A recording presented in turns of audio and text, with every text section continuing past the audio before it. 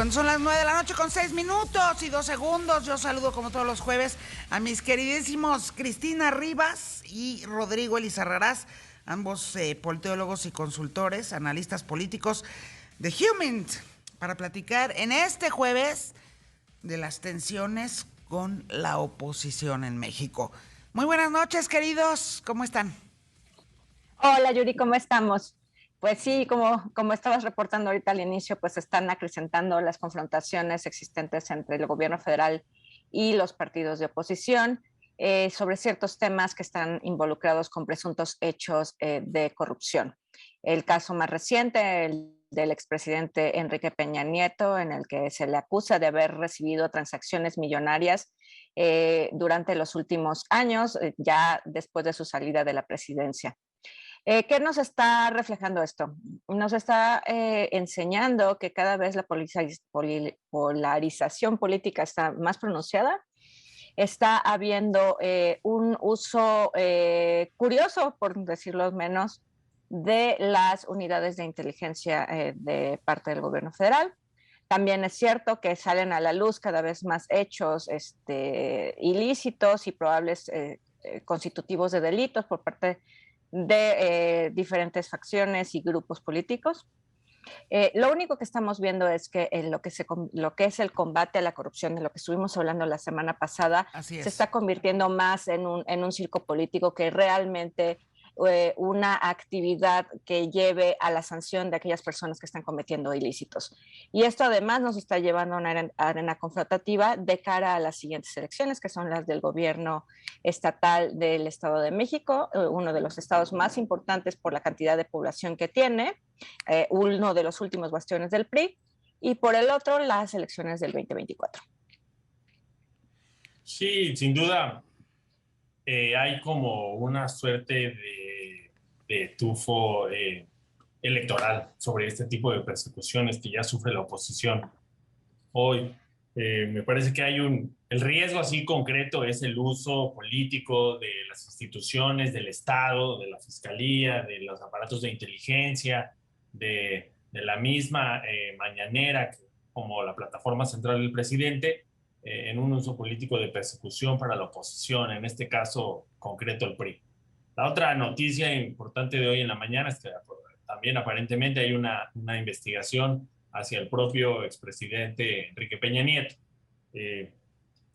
Todo parece indicar que podría ser una cuestión más política que real. Que casi disuasiva, ¿no? Exacto, y un costo político por las reformas no aprobadas por parte del PRI, la reforma eléctrica, la reforma electoral, del cual el presidente pues se quedó con las ganas de aprobar. Pero me preocupa mucho que ese sea el clima de aquí al año que entra en las elecciones o al 2024, ¿no? Que se siente un clima pues persecutorio para la oposición, en lo cual de por sí ya yo siento que tiene miedo, que se atreve poco a confrontar al presidente, y esto va a sentar todavía aún más un terreno más complicado. La Unidad de Inteligencia Financiera, además, es una de estas instituciones que todos nos gustaría que estuviera funcionando de una forma óptima. Definitivamente es uno de los brazos técnicos más importantes para el combate al crimen, y desafortunadamente cada vez se está diluyendo más la potencia de esta institución. Se está convirtiendo, perdón que te interrumpa, Cris, adelante. Se está convirtiendo o se ha convertido a lo largo de esta administración en un brazo político, ¿no? Eso parecería. Totalmente. Empezamos con investigaciones que no estaban llegando a ningún lado, o sea, se genera muchísimo escándalo mediático, se descubren hechos de una forma poco legal, lo que hace que los casos se terminen cayendo en la corte. Como es el caso de ahorita, ¿no? Yo creo que lo más dramático es que si hay evidencia contundente de hechos ilícitos en los que habría participado el expresidente Enrique Peña Nieto, es muy probable que el caso se caiga por el hecho de que haya sido anunciado el día de hoy en plena mañanera, porque lo que se está vulnerando es el debido proceso. Entonces, no estamos haciendo bien las investigaciones, no estamos abonando a una mejor aplicación de la justicia, y estamos perdiendo nuestras mejores herramientas para el combate a la corrupción. Por el otro lado, estos hechos escandalosos que en muchas cosas están encubriendo lo que está sucediendo, que son o cosas que son más críticas para nuestro país, nadie está tomando atención de que también el propio exdirector o extitular de la UIF, Santiago Nieto, se encuentra también en un proceso crítico de escándalos en el que se les están involucrando a él mismo como un hecho de corrupción. Y actualmente la cabeza del titular de la UIF no es una persona técnica que esté capacitada en los hechos de investigación, en las técnicas de investigación, de lavado de dinero, etcétera, todo aquello que la UIF tiene como facultades, sino tenemos a un político. Y eso lo que nos está llevando es que en vez de que estemos combatiendo la impunidad, estamos propiciando el mal uso de nuestras instituciones, que es lo que hemos querido evitar y eliminar desde hace muchísimos años. Y si me permiten ahí hacer un paréntesis sobre el tema muy concreto de corrupción, o sea, una de las banderas principales del presidente en esta administración, sobre todo en la campaña, como de limpiar al gobierno de la corrupción, realmente no ha sucedido. O sea, hay que verlo claro que en estos 4 años no ha habido ni casos internos ni anteriores realmente perseguidos de corrupción en la administración federal. Y por el otro lado, vemos, hay información suficiente en distintas dependencias, en distintas áreas del gobierno, donde hay un incremento importante, yo diría considerable y peligroso, de la corrupción dentro y, digamos, a nivel de contratación de distintas áreas dentro del gobierno. Entonces, fue una bandera muy utilizada por el presidente, que hoy por hoy tiene unos tintes más políticos, que realmente no hay una investigación seria al interior y en las distintas dependencias, y que, pues la verdad, terminaremos en esta administración donde la corrupción realmente no se combate, donde el país en los indicadores internacionales va peor, y donde seguirá siendo uno de los temas que más nos duelen a todos los mexicanos y que no vemos solución. Además, esto está sucediendo después de que, en teoría, el caso que se estaba armando al interior de la Fiscalía General de la República en contra de Emilio Lozoya, que los resultados que se buscaban era justamente identificar aquellos casos que involucraran a funcionarios y al propio expresidente Peña Nieto por hechos ilícitos del sexenio anterior respecto a la reforma eléctrica, se han caído completamente, ¿no? Y nuevamente ahorita, sin que tengan todavía cimentado un caso, lo están llevando a esta Fiscalía General de la República, que se encuentra en estos momentos seriamente debilitada por muchos hechos escandalosos en los que está involucrado el titular. Entonces, estamos llevando a la justicia a una situación irrisoria. En vez de que estemos aportando pruebas y evidencias, lo que estamos aportando es escándalos, y justamente lo que se está anticipando que va a suceder con este caso es que no va a llegar a ningún lado, y lo único que veremos será una serie de escándalos en el que se dan dimes y diretes, y probablemente videos acusando ahora al gobierno federal de ser involucrado en algún hecho delictivo.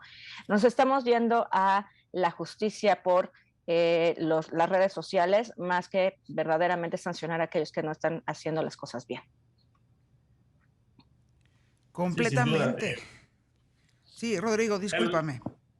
Sí, quizá mi último comentario sería un poco, me preocupa también el lado de una oposición muy debilitada, unos partidos de oposición fragmentados, arrinconados, con poca argumentación, con pocos líderes al frente que puedan hacer contrapeso al gobierno, contrapeso al presidente, realmente debilitados moralmente también, es decir, no encuentran los argumentos, no encuentran la información y el debate público necesario para enfrentar algunos de estos puntos que son evidentemente pues, claros y que podrían de alguna manera presentar algunos casos de corrupción, algunos casos importantes de debate, de política pública y que no se ven en el día a día, y preocupa tener una democracia tan escueta, una democracia debilitada y unos partidos y un sistema de partidos políticos pues, realmente fragmentado, por decirlo.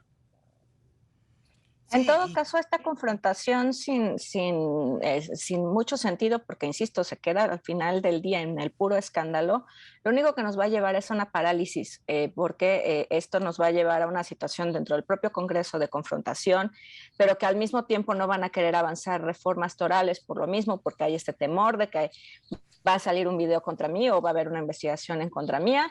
Entonces, en vez de que avancemos dentro de la política de gobierno, avanzar con las políticas públicas que se requieren, avanzar con consolidar instituciones, vamos a encontrarnos en una situación solamente de pleito por el pleito.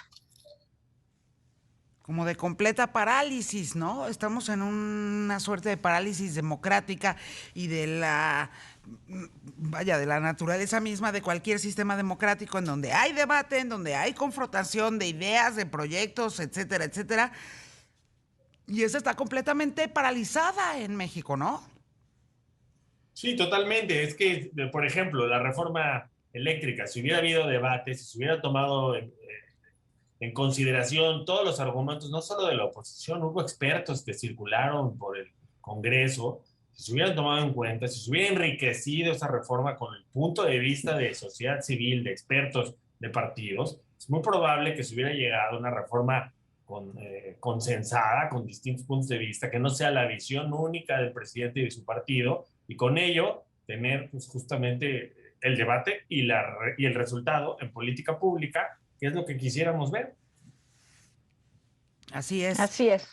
Ay, no, qué cosa. Fíjense, me llegó hoy en la mañana una encuesta de Electoralia, a propósito de lo que estamos hablando aquí, en donde efectivamente Morena, si hoy fueran las elecciones para elegir presidente o presidenta de la República, Morena tendría el 51%, el PAN el 16%, Movimiento Ciudadano 9%, el PRI 5%, y ya los demás partidos pues inexistentes, ¿no?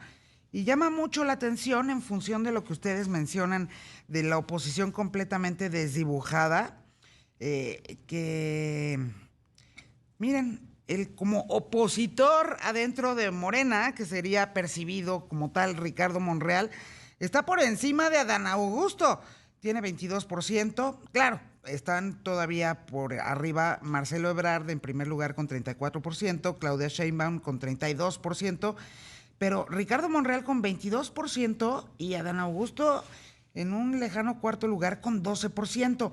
Y de los posibles candidatos de oposición, Ricardo Anaya del PAN tendría 31%, Lili Telles 23%, Mauricio Vila 18% y hasta Maru Campos con 14%. Y del PRI, de plano, ahí sí, Enrique de la Madrid, que ni ha estado presente en este sexenio, pero él tendría un 28%. Beatriz Paredes, que tampoco ha estado como del año de la Cataplumi, tendría 27%. Y Osorio Chong en un lejano tercer lugar con 20%. Y el propio Alito ahí con 20% también en cuarto lugar. ¿Qué cosa? Porque en efecto, esto es lo que nos dice Rodrigo, es sin duda alguna, Rodrigo, mi querida Cris también, pues es que no hay oposición en México, no la hay. Hola, está desaparecida, arrinconada, temerosa, escondida. Creo que no hay ningún problema con que haya un partido que domine siempre y cuando sea a través de hechos y soluciones a los problemas de la sociedad. El tener una posición debilitada lo único que hace es que la democracia se debilite y que nuevamente la ciudadanía no satisfaga sus necesidades básicas. Pero por encima de todas las cosas, con este lodazal, lo único que están haciendo es que la ciudadanía, en vez de interesarse más en la participación política, interesarse más en que haya toma de decisiones, lo único que diga es menos, ¿no?